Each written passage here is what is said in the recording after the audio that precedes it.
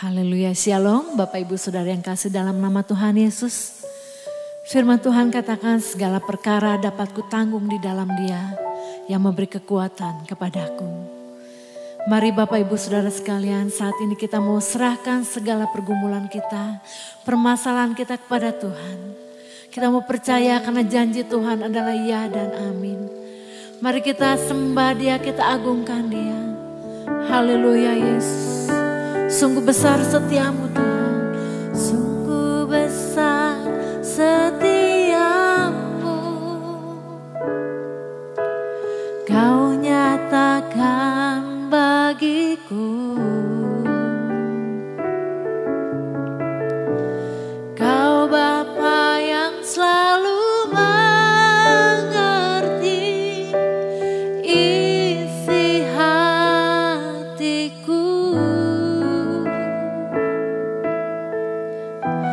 Kemuliaan-Mu Kau janjikan, aku tetap percaya.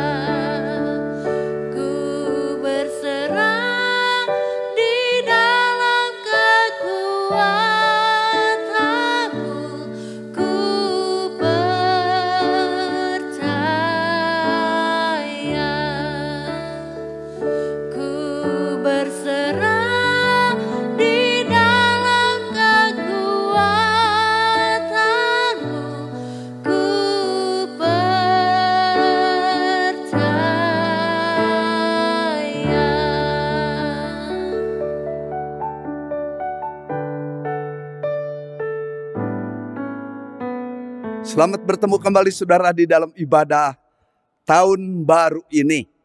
Sebelum kita masuk di dalam pemberitaan kebenaran firman Allah yang boleh melengkapi, memperlengkapi, menolong kita memasuki tahun yang baru ini, mari kita masuk di dalam doa terlebih dahulu. Allah Bapa di dalam sorga yang kami puji dalam Tuhan Yesus, kami bersyukur apabila Engkau izinkan kami memasuki tahun 2021 tanggal 1 Januari ini. Terima kasih, kami mengucap syukur untuk hari berganti hari, minggu berlalu minggu, bulan lepas bulan. Tak terasa Tuhan, kembali kami meninggalkan tahun 2020 dengan segala keprihatinan yang kami rasakan, yang kami alami. Namun kami mengucap syukur untuk pertolongan dan kekuatan yang Kau anugerahkan. Perlindungan tangan-Mu yang berlaku atas kami umat-Mu di dalam Yesus Kristus, Tuhan Juru Selamat hidup kami. Kami akan masuk dalam pemberitaan kebenaran firman Allah. Hamba mohon pimpinan-Mu, baik untuk hamba yang akan berkata-kata maupun yang akan mendengarkan. Baik hamba yang akan menyampaikan maupun yang akan menerima. Kami diberkati, diurapi oleh Tuhan. Supaya kami tidak cukup menjadi pendengar yang baik saja. Kami mau menjadi pelaku-pelaku firman Allah. Supaya di dalam kehidupan praktis kami tiap-tiap hari, nama Tuhan Yesus tidak dipermalukan, melainkan dipermuliakan. Terima kasih Tuhan, di dalam nama-Mu kami sudah berdoa dan mengucapkan syukur. Amin. Puji Tuhan. Firman Tuhan di dalam ibadah tahun baru ini terambil dari Mazmur pasal 23 ayat yang keempat. Katakan demikian, Mazmur 23 ayat yang keempat. Sekalipun aku berjalan dalam lembah kekelaman, aku tidak takut bahaya, sebab Engkau besertaku. Gadamu dan tongkat-Mu, itulah yang menghibur aku. Dalam bahasa Inggris dikatakan, yeah, though I walk through the valley of the shadow of death, I will fear no evil, for thou art with me, thy rod and thy staff, they comfort me. Amen. Puji Tuhan saudara-saudara. Teks ini diambil dari konteks tentang Daud yang diinspirasikan, diwahyukan oleh Roh Allah, sehingga mampu menuliskan tentang pengalaman hidup pribadinya. Tetapi mau dibagikan kepada kita sekalian sebagai umat Allah yang hidup di dalam konteks perjanjian lama, tetapi justru hidup di dalam konteks zaman anugerah. Mari kita melihat tentang teks ini yang diambil dari Tuhan adalah gembalaku. Satu pengakuan, satu keyakinan. Memang saya seperti katakan tadi dari pengalaman Daud secara pribadi. Ya, sebelum ia menggapai ke top posisi, satu hari ia menjadi raja di Israel. Nah, saudara-saudara, di dalam kita akan mengarungi tahun 2021 yang masih misteri bagi kita. 1001 macam pengalaman hidup tahun 2020 sudah kita tinggalkan di belakang. Walaupun baru satu hari, 24 jam kita tinggalkan di belakang. Dengan berbagai macam kenangan-kenangan yang memprihatinkan. Ya, namun demikian, saudara, apabila kita membaca tentang kiprah atau lalakon tokoh-tokoh di dalam perjanjian lama, juga di dalam perjanjian baru, maka para tokoh ini, maksud saya tokoh-tokoh yang positif, tokoh-tokoh yang baik, yang belajar hidup benar dalam pemandangan Allah. Itu menjadi berkat bagi kita. Mengapa jadi berkat? Karena mereka mengalami janji Allah sejak ribuan tahun yang lalu, sampai kepada zaman perjanjian baru, sampai kepada zaman sekarang ini. Walaupun saya berani katakan, tidak cukup mereka mengalami berbagai macam pengalaman. Ada manis, ada pahit. ada pengalaman penderitaan, tapi ada pengalaman sukacita. Duka dan sukacita itu selalu bergantian menimpa kepada umat Allah. Tapi satu testing iman, satu ujian, bagaimana sejauh mana melekatnya kita kepada Tuhan. Ya. Nah, saya berdoa supaya di dalam tetap situasi yang tidak gampang ini, kita menampilkan jati diri kita yang asli. Bukan karena ditutupi, ditambal dengan berbagai macam kadang-kadang berupa manipulasi. Tetapi mari kita tunjukkan sikap kita yang benar. Sikap karakter kita yang sejati di hadapan Tuhan. Nah, saudara, kita akan melihat poin yang pertama di sini. Hal apa itu? Yaitu saat Daud harus mengalami keadaan yang tidak mudah. Ia pernah dikejar-kejar oleh Raja Saul. Kenapa? Karena Saul iri hati dengan Daud. Dari mana timbul iri hati? Pada waktu rakyat atau bangsa Israel itu mereka menyambut kemenangan, pasukan Israel berhasil mengalahkan pasukan Filistin, maka itu rakyat timpah ruah menyambut pasukan yang datang masuk ke kota besar. Bagaimana kemudian mereka menyanyikan bahwa Saul membunuh beribu-ribu, sedangkan Daud membunuh berlaksa-laksa. Waktu rakyat menyanyi begitu, timbul kesal dalam hati Saul. Sampai kemudian dari kesal dipelihara itu terus, timbul cemburu, timbul iri hati. Karena mereka mengagungkan, meninggikan, membesarkan kepahlawanan Daud. Saudara-saudara, sejak itu Saul berusaha untuk menghabisi Daud. Dan Daud harus menyelamatkan diri, ya, menghindar. Tetapi yang indah dari kehidupan Daud, ia tidak mau turun tangan untuk mencederai atau menganiaya Saul. Karena dia tahu bagaimanapun Saul pernah diurapi. Dia diangkat menjadi raja yang pertama di Israel. Bapak Ibu Saudara sekalian yang dikasihi oleh Tuhan Yesus, oleh karena itu Daud pernah mengalami situasi sulit. Saudara-saudara, bukankah saat yang kita alami sejak akhir tahun 2019 masuk ke tahun 2020, tidak ada seorang pun yang akan menduga bahwa kita mengalami situasi yang memprihatinkan, situasi sulit. Tidak ada penafsir, tidak ada peramal, tidak ada hamba Tuhan sekalipun yang menubuatkan situasi akan terjadi. Tapi dulu pernah dalam khotbah-khotbah saya, berapa belas tahun yang lalu, waktu muncul virus atau kuman hepatitis C yang saya katakan digodok sampai titik didih, nggak mati. Dibekukan sampai titik beku, kuman ini tidak mati. Membuat dokter patologi bingung di lab mereka masing-masing. Saudara, saya pernah katakan akan muncul lagi satu penyakit yang mungkin lebih membingungkan para ahli. Dan itu terbukti, saudara-saudara. Ya, oleh karena itu, kita jangan takut dalam menghadapi situasi yang memprihatinkan ini, karena kita percaya bahwa Allah ikut campur tangan, ya. Allah mengendalikan segala sesuatu. Tapi bukan segala keburukan yang membuat manusia menderita itu dari Allah, tidak. Allah selalu mendatangkan hal yang baik kepada kita. Kecuali kalau kitanya tidak taat, tidak berjalan di dalam garis kehendak Allah, Tuhan bisa memberikan warning kepada kita, memberikan teguran dengan berbagai macam cara. Oleh karena itu, doa harapan kita di hadirat Allah yang Maha Kuasa, biarlah Tuhan Yesus dan Bapa yang mengutus Roh Kudus memimpin, menolong kehidupan di dalam situasi sulit ini. Kita penuh penyerahan kepada Tuhan. Hanya hal itu yang bisa kita lakukan.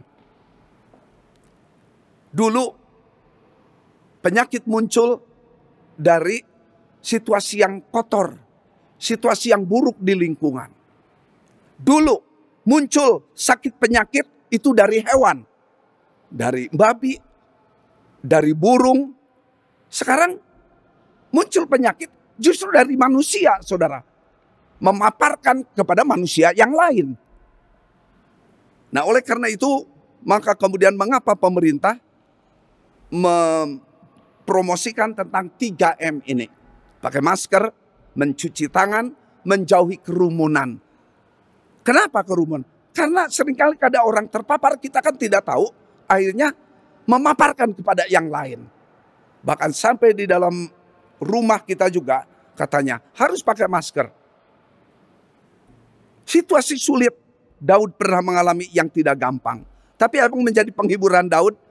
Kedekatan dia dengan Allah. Sejak kecil Daud dengan keluarga, bagaimana Papa Isai itu care dengan anak-anak.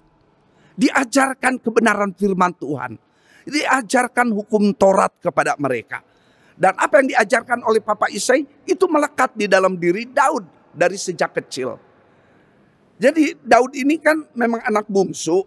Sedangkan kakak-kakaknya ini maju ke medan perang. Ada panggilan untuk menjadi anggota pasukan di Israel. Oleh karena itu Daud seolah-olah ketempuhan dia. Untuk apa? Menjaga kawanan domba yang dimiliki keluarga Isai. Ya. Oleh karena itu Daud, nanti kita akan melihat bagaimana Daud mempunyai dua macam senjata itu yang menjadi ada tiga sebenarnya andalan senjatanya itu. Ya. Tapi yang ingin saya sampaikan itu hanya dua. Ya. Tiga itu apa maksudnya? Ketapel atau ali-ali. Yang kedua gada, dan ketiga tongkat. Itu yang dimiliki oleh Daud. Satu lagi mungkin ada, yaitu berupa kecapi itu atau semacam harpa yang boleh dipetik oleh Daud sampai dia menyanyikan mazmur-mazmur, pujian-pujian. Ya. Nah itu yang pertama, situasi sulit yang pernah dihadapi Daud secara pribadi. Ya. Itulah sebabnya mengapa Daud katakan, sekalipun aku berjalan dalam lembah kekelaman. Yang kedua, dia katakan berjalan dalam lembah kekelaman, tetapi disambung dengan kalimat berikut, aku tidak takut bahaya. Daud tidak takut bahaya. Apakah kembali Isai yang bertanggung jawab memberikan keberanian kepada anak-anaknya termasuk Daud. Dan kemudian Daud dalam pertumbuhannya dari kecil kemudian menjadi remaja dan diberikan tugas tanggung jawab mengembalakan kambing domba. Ia pernah diserang oleh binatang buas. Sampai dikatakan ada tiap kali Daud menggembalakan kambing domba itu harus lewat satu lembah. Dan lembah itu rupanya beda dengan lembah-lembah yang lain. Lembah ini gelap. Dan di tempat gelap ini bersarang binatang-binatang buas. Kadang-kadang mungkin ada serigala, kadang-kadang ada beruang, kadang-kadang mungkin ada singa, ada binatang buas yang lain yang siap mengancam, menerkam kambing domba yang digembalakan oleh Daud ini. Saudara-saudara, oleh karena itu kita melihat di sini, Daud katakan, aku tidak takut bahaya. Dia dilatih keberanian oleh Papa Isai, sehingga Daud ini memang mungkin juga dimanjakan oleh kakak-kakaknya. Walaupun seringkali ia ketempuhan, kena getahnya dengan pekerjaan yang lain. Seperti menggembalakan domba ini yang dipercayakan oleh Papa Isai. Saudara, oleh karena itu, kalau saya aplikasikan firman Tuhan ini dalam hidup kita ini, bukankah kita juga sekarang dikelilingi oleh mara bahaya, oleh malapetaka? Maut ada di mana-mana. Tapi waktu saya melihat situasi ini, kemudian dikatakan di 1 Petrus 5 ayat berapa ini 8. Singa yang mengaum sekeliling orang-orang yang siap akan melulur menerkam orang yang bisa diterkamnya. Ya, oleh karena itu, berapa banyak orang menjadi takut dengan ia mendengar berita dari radio, melihat tayangan di televisi, bagaimana korban berjatuhan, rumah-rumah sakit begitu penuh. Wah, rasanya ini maut sudah dekat. Rasanya ia terancam dengan berbagai macam kuman, berbagai macam virus, berbagai macam ancaman-ancaman yang boleh datang menyerang. Sehingga membuat ia boleh jatuh sakit. Ada ketakutan. Sampai ada para ahli katakan, seringkali iman kita dirontokkan oleh ketakutan-ketakutan itu sendiri. Ya, oleh karena itu, saudara-saudara, mari kita melihat bagaimana sikap Daud di dalam menghadapi malapetaka mara bahaya, tapi ia tidak takut dengan malapetaka mara bahaya. Mengapa? Iman percaya sejak kecil sampai dengan dewasa dan usia tua. Inilah keberhasilan dari Papa Isai yang membina para anak-anaknya termasuk Daud. 1 Samuel pasal 16 itu diceritakan bagaimana kemudian Nabi Samuel diutus oleh Allah datang ke rumah keluarga Isai. Karena apa? Allah juga Samuel itu kecewa dengan Saul. Sampai kemudian Saul disingkirkan, dia cari lagi orang yang akan menggantikan Saul. Saudara-saudara, jadi iman percaya yang Daud miliki. Yang kedua, yang B. Mengapa ia tidak takut bahaya? Gada dikatakan kembali kepada ayat, sebab engkau besertaku. Nah, ia meyakini bahwa Allah menyertai Daud. Bukti Allah menyertai Daud, maka dikatakan gadamu dan tongkatmu. Dia tidak dikatakan gadaku dan tongkatku, tetapi dikatakan gadamu dan tongkatmu. Itulah yang menghibur aku. Jadi Daud di dalam mengembalakan domba dan anak domba ini, ia mempunyai senjata di dalam dirinya.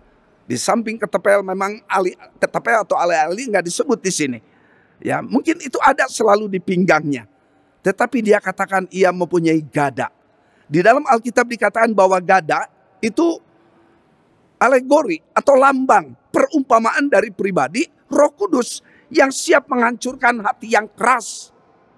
Gada siap dipukulkan, menghancurkan hati-hati yang keras. Untuk apa? Bertobat, menerima Yesus sebagai Tuhan Juru Selamat pribadi. Oleh karena itu, kita mengucap syukur untuk Roh Kudus yang berkenan tinggal dalam kehidupan kita, orang percaya segala abad, segala zaman. Ya, saudara, gada melambangkan lambang dari Roh Kudus itu berkenan tinggal dalam kehidupan umat Allah, termasuk saudara dan saya. Yang kedua, dikatakan ia mempunyai tongkat. Tongkatmu, apa ini artinya? Memang ini senjata gembala untuk mengusir segala ancaman binatang. Juga tongkat itu menjadi penopang. Saat melangkah, maka tongkat itu akan diketukkan dia. Takut kalau ada ular tiba-tiba juga menyerang. Tetapi tongkat yang dimiliki oleh Daud melambangkan kebenaran firman Tuhan. Gada dan tongkat, Roh Kudus dan kebenaran firman Tuhan ada di dalam kehidupan saudara dan saya. Dan itu yang memberikan penghiburan kepada hati kita. Saudara, dalam segala situasi apapun, mari kita boleh tetap baca firman Allah. Karena di dalam firman Allah ada janji-janji Allah, janji penyertaan Allah. Oleh karena itu memasuki tahun 2021 ini masih merupakan misteri bagi kita. Kita tidak tahu apa yang akan terjadi. Tapi saya percaya fajar merekah sudah tiba. Waktu akan terjadi perubahan. Kita tidak akan tercekam terus dengan ketakutan. Tetapi Allah memberikan satu kemenangan, memberikan jalan keluar kepada kita. Ya. Oleh karena itu, sampai sejauh manakah saudara meyakini mempunyai peranan Roh Kudus dalam hidup saudara dan hidup saya? Demikian juga sampai sejauh mana tongkat yang kita miliki ini itu berlaku dalam hidup kita ini. Untuk kita membaca Alkitab tiap-tiap hari. Dan kemudian kita hidup di dalamnya. Praktekkan firman Allah dalam kehidupan praktis kita tiap-tiap hari. Puji Tuhan. Kesimpulan dari firman Tuhan, tahun 2020 dengan segala kenangan prihatin sudah kita tinggalkan di belakang. Walaupun baru 1 hari kita tinggalkan. Memasuki tahun 2021 masih suasana memang masih prihatin, masih berlangsung. Dan demikian saya sebagai gembala jemaat, saya sebagai suami dari ibu cucu Marlina, saya sebagai papa bagi anak mantu, saya sebagai opa bagi cucu-cucu kami, saya sebagai ketua bukan ketua RW tapi sudah diganti karena warga menawarkan untuk 1 periode lagi, sudah cukup. Saudara, saya menyerukan, tetaplah beriman kepada Allah kita dalam Kristus. Lanjutkan langkah iman kita terus ke depan. Mengapa? Karena Yesus Kristus, Tuhan Juru Selamat yang kita imani, never change, tidak berubah. Ibrani 13 ayat 8, Yesus Kristus tetap sama. Kemarin, hari ini, dan sampai selama-lamanya. Puji Tuhan. Kebenaran firman Tuhan dulu memberikan kekuatan, perlengkapan kepada kita. Pasti Tuhan memeliharakan kita. Pasti Tuhan menolong kita dalam segala situasi. Pasti Tuhan memberanikan langkah hidup kita saat kita mengalami takut, mengalami gemetar, mengalami keraguan. Kita yakin Allah menyertai saudara dan saya. Itulah sebagai bukti God's guidance, penyertaan Allah sepanjang tahun 2021 yang akan kita alami. Saudara, saya ucapkan selamat Natal, selamat tahun baru. Tuhan memberkati kita sekalian. Amin. Mari kita tundukkan kepala kita berdoa untuk kebenaran firman Tuhan. Bapa di dalam sorga, terima kasih waktu dan kesempatan yang Kau anugerahkan. Kami sudah dilengkapi dengan kebenaran firman Allah. Kami mengucap syukur bahwa Allah tidak tinggalkan kami barang sekejap pun. Melainkan Allah menolong, Allah memberikan kekuatan baru kepada kami. Dan Allah memberikan pengharapan kepada kami. Pengharapan bukan karena kami menghibur diri kami atau mereka-reka dalam alam pikiran kami. Tapi kami pegang teguh janji Allah yang kami imani. Dan iman boleh datang dari pendengaran akan kebenaran firman Allah. Terima kasih Tuhan, kalau hari ini Engkau masih memberikan waktu kesempatan untuk kami mendengarkan kebenaran firman Allah. Kami mengucap syukur kepada Tuhan. Saat ini Tuhan, kami tidak lupa berdoa untuk bangsa dan negara kami di dalam upaya, di dalam segala usaha yang dilakukan untuk memberikan kesehatan, kesejahteraan bagi bangsa dan negara. Hamba menyerahkan pemerintah NKRI kami di bawah kepemimpinan Presiden Jokowi. Hamba berdoa, Tuhan juga yang memeliharakan kesehatan hamba-Mu ini dengan keluarga. Para menteri, supaya mereka tetap ingat kepada sumpah jabatan mereka. Demikian juga kami menyerahkan untuk TNI dan Polri yang boleh mengamankan bangsa dan negara kami. Hamba juga tidak lupa berdoa untuk para pemimpin gereja. Hamba menyerahkan mereka di dalam pemeliharaan tangan-Mu. Baik mereka yang melayani di kota besar, di kota kecil, sampai di pedalaman-pedalaman. Baik mereka yang melayani di pegunungan, baik mereka yang melayani di daerah pantai. Hamba menyerahkan semua di dalam pemeliharaan tangan-Mu. Engkau berdaulat, Engkau maha kuasa. Terima kasih Tuhan, terima kasih.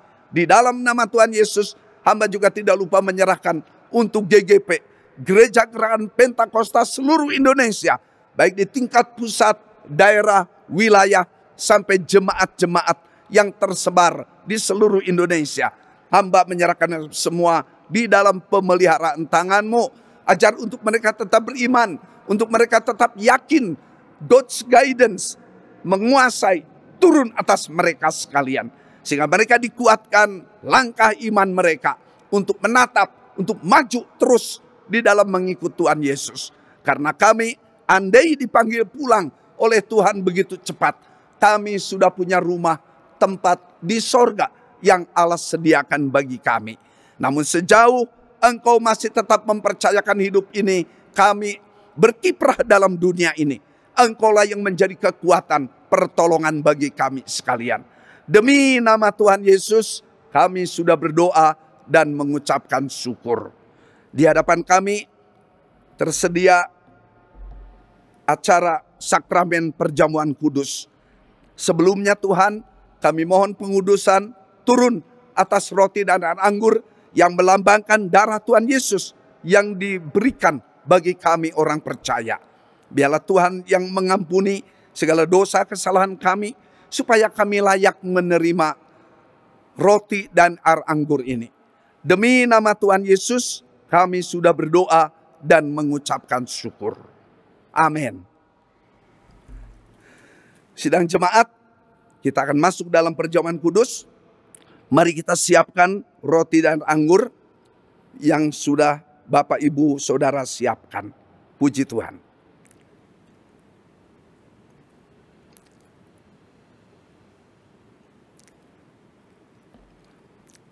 Karena itu saudara-saudaraku yang kekasih, jauhilah penyembahan berhala.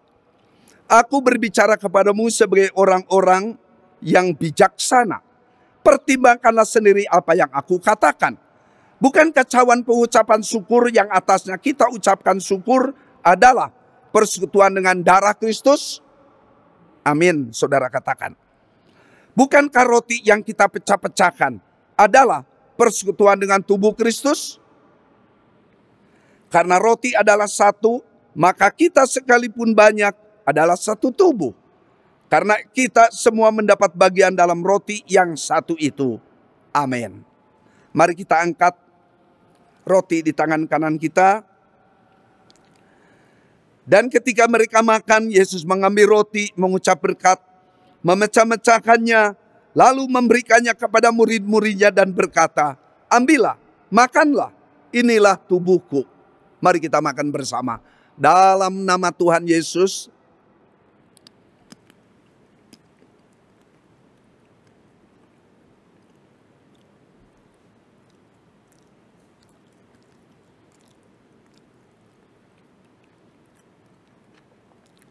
Puji Tuhan, angkat cawan di tangan kanan kita tinggi di hadapan hadirat Allah yang kudus. Sesudah itu ia mengambil cawan, mengucap syukur, lalu memberikannya kepada mereka dan berkata, minumlah kamu semua dari cawan ini, sebab inilah darahku, darah perjanjian yang ditumpahkan bagi banyak orang untuk pengampunan dosa. Mari kita minum bersama. Dalam nama Tuhan Yesus.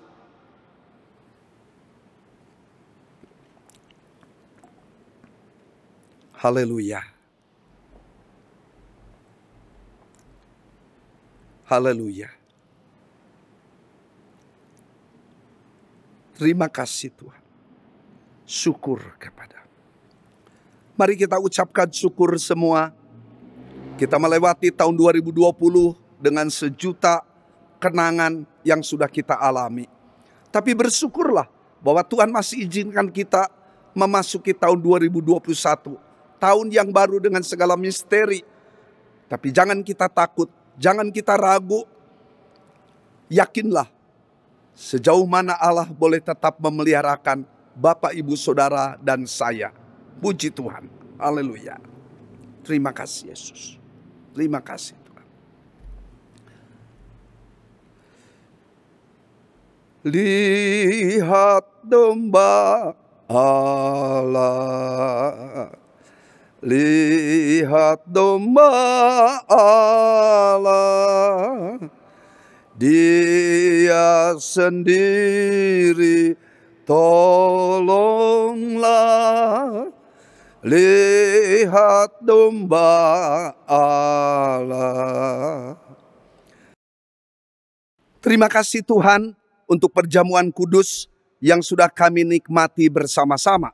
Karena kami terhisab sebagai umat Allah di dalam pribadi Yesus Kristus. Biarlah hidup kami diurapi oleh Allah, dipimpin oleh Allah. Sejauh mana kami boleh hidup di dalam terang kebenaran firman Allah. Terima kasih Tuhan, kami mengucap syukur untuk bangsa dan negara kami Indonesia yang dipimpin oleh hamba-Mu Bapak Presiden Jokowi. Hamba menyerahkan untuk kesehatannya. Demikian juga hamba berdoa untuk keluarganya, dekat maupun jauh. Demikian juga hamba berdoa untuk para menteri, supaya mereka ingat kepada sumpah jabatan mereka. Demikian juga para gubernur, para wali kota, para bupati. Demikian juga untuk RT RW, lurah, camat di daerah kami masing-masing. Hamba menyerahkan mereka semua di dalam pemeliharaan tangan-Mu. Bapa di dalam sorga, hamba berdoa untuk gereja-gereja-Mu yang ada di seluruh Indonesia, bahkan yang ada di seluruh dunia, di mana perayaan Natal dan Tahun Baru sedang dirayakan di berbagai tempat. Hamba menyerahkan semua di dalam pemeliharaan tangan-Mu. Jangan ada satupun yang menjadi kecewa dan mundur dari Tuhan. Tapi ajar untuk mereka tetap beriman, Ajar untuk mereka tetap melekat kepada Engkau Tuhan. Kami menyerahkan untuk semuanya di dalam pemeliharaan tangan-Mu. Hamba juga tidak lupa berdoa untuk gereja gerakan Pentakosta seluruh Indonesia. Terutama hamba berdoa untuk majelis pusat, demikian juga majelis daerah, majelis wilayah, majelis jemaat yang tersebar di seluruh Indonesia. Baik yang melayani di kota besar, di kota kecil, sampai di pedalaman-pedalaman. Baik yang ada di daerah pegunungan, di dalam hutan belantara, maupun yang ada di pantai-pantai. Hamba menyerahkan semua dalam pemeliharaan tangan-Mu. Terima kasih Tuhan, hamba menyerahkan untuk para gembala dalam kehidupan mereka hari lepas ke sehari. Hamba percaya Tuhan yang ikut campur tangan meneguhkan iman percaya mereka. Terima kasih untuk GGP Maranatha Cimahi, di mana Engkau masih mempercayakan tugas tanggung jawab pengembalaan kepada hamba dan keluarga. Hamba menyerahkan semua para majelis, para pelayan, segenap anggota jemaat. Hamba menyerahkan untuk anggota jemaat kami yang dalam keadaan sakit, baik pria, baik wanita. Hamba mohon belas kasihan-Mu turun atas mereka. Jamahan tangan-Mu yang ajaib boleh menjamah fisik mereka yang lemah, untuk mereka dikuatkan iman mereka. Semakin bergantung kepada pertolongan Tuhan dalam segala perkara. Hamba mohon berkat-Mu turun atas vitamin, obat-obat, makanan yang boleh dinikmati, air yang Kau supply bagi kebutuhan rumah tangga kami sekalian. Jadikan itu sarana yang memberikan kesembuhan kepada mereka. Udara yang boleh kami hirup, walaupun kami harus hati-hati. Terima kasih Bapak, hamba menyerahkan semua di dalam tangan pimpinan-Mu. Hamba juga tidak lupa berdoa untuk segenap anggota jemaat, untuk mereka ingat 3M, untuk mereka selalu keluar dari rumah mengenakan masker, supaya tidak tercemar dengan udara atau dengan orang di sekitar. Demikian juga untuk mencuci tangan sesering mungkin dengan sabun sehingga bersih. Demikian juga hamba menyerahkan untuk tiap anggota jemaat menghindarkan kerumunan. Bapa dalam sorga, mohon berkat perlindungan-Mu. Kalau ada ibu rumah tangga atau bapak atau anak atau orang tua yang terpaksa harus ke pasar, untuk tetap juga jaga diri sebaik mungkin. Hamba menyerahkan di dalam tangan-Mu supaya mereka tidak mengalami hidup yang fatal. Hamba percaya Tuhan yang memberikan perlindungan. Demikian juga dalam ibadah-ibadah klaster 1, 2, dan 3. Demikian juga ibadah online yang kami adakan. Hamba menyerahkan semua di dalam pemeliharaan tangan-Mu. Terima kasih Bapa, di dalam nama Tuhan Yesus kami sudah berdoa dan mengucapkan syukur. Kasih dari Allah Bapa, anugerah dari Tuhan Yesus Kristus, persekutuan di dalam pribadi Roh Kudus turun atas engkau sekalian hari ini sampai Maranatha, kedatangan Tuhan Yesus yang kedua kali. Amin. Sampai bertemu kembali, mari kita mengarungi hidup tahun baru, tahun 2021, walaupun sejuta misteri ada di hadapan kita, tapi Allah menyertai saudara dan saya. Salam sehat, Tuhan memberkati. Amin.